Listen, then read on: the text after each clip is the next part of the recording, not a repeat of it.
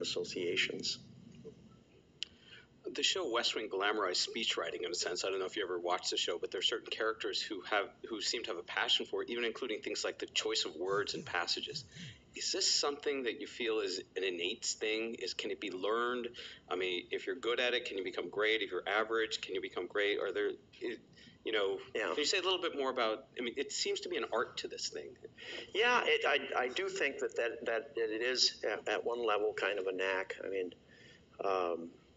that is, there are people who just have a natural gift in writing, and I know them and look up to them, admire them very much. It's also a tool you can sharpen, no question. I think you become a better writer by writing.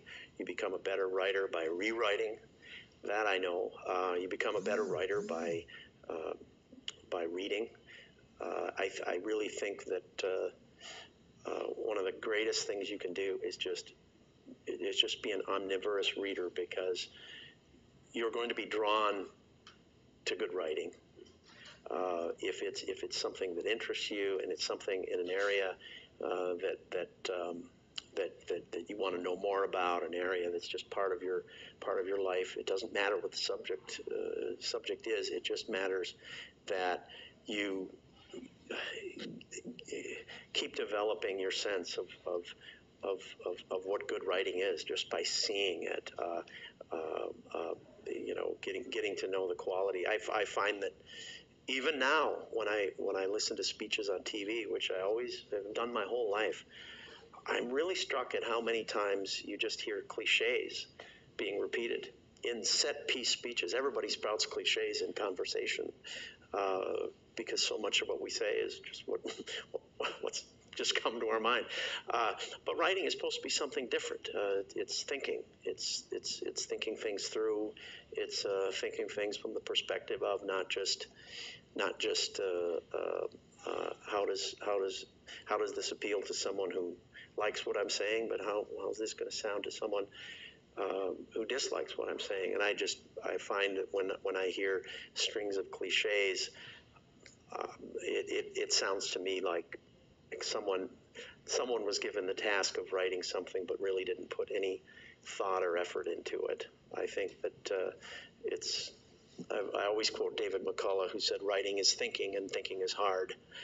But it pays off in just not necessarily calling attention to the writing itself, but it pays off when it really calls attention to the point that is being made, and the writing is good, and it is conversational, it's unpretentious, and therefore the listener likes it.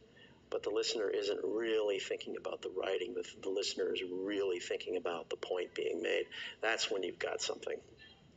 It looks like maybe we have time for just one more question. Okay. So President Bush speaks Spanish. Various presidents have had faculties with other languages besides English in the past, like Kennedy, including German in his speech in Berlin. At what point does a speechwriter include or think about delivering a speech in a different language, or what are the strategic considerations in including other languages in speeches? Well, make sure it's right. I remember poor Hillary Clinton with that reset button. I forget what it meant, but it didn't mean reset. And that's the writer's nightmare, right? Okay, I know what this means. There's an old story that Berliner is actually the word meaning pastry or something, and then so that technically President Kennedy said, "I am a pastry," or "I'm a jelly donut," or something.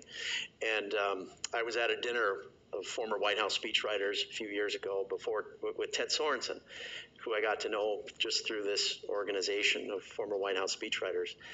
And he spoke to that directly. He said, there's a weekly magazine called The New Yorker. But if I stood up and said, "I am a New Yorker," no one would interpret me as saying, "I am a weekly magazine." He said everybody knew what President Kennedy was saying, and it's kind of a cheap shot, years after the fact. But I mean, and you got to get the